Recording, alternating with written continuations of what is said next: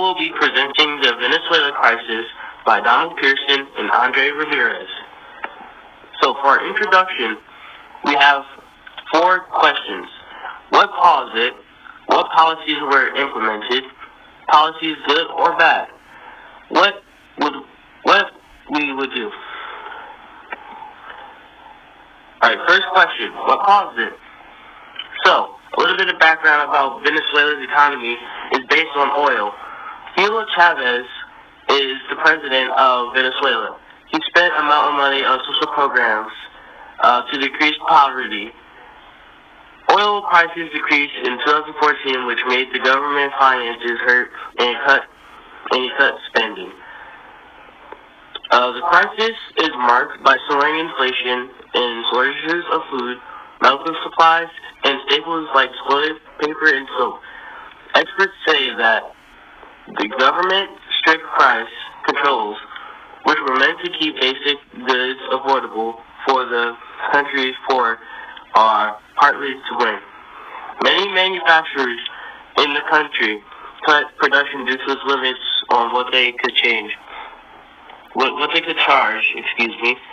for their goods.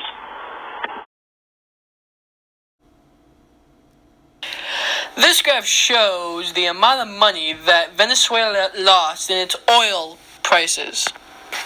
What policies were implemented in Venezuela? The first policy that was implemented in Venezuela was the price control. Then Venezuela took control of the foreign currency exchange.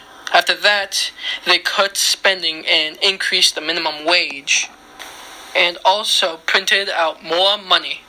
The next question is, were the policies good or bad? The first policy, price controls, were bad because companies could not make profits and they went out of business and people lost their jobs. Foreign currency exchange control was also bad because the inflation rose and the black market flourished. Furthermore, spending cuts were bad as well because they decreased the government spending, which means less overall spending in the economy.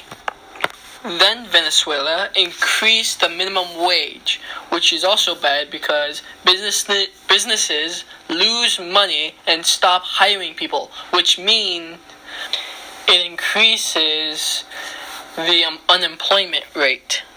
Also, when Venezuela decided to print more money, it increased the inflation and the cost of everything goes up, which means people spend less.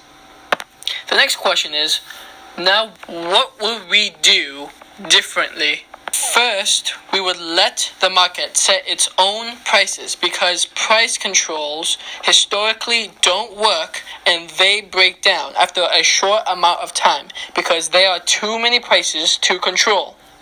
Next, we would let the market determine its own currency exchange control. Then we pick the places to cut spending carefully.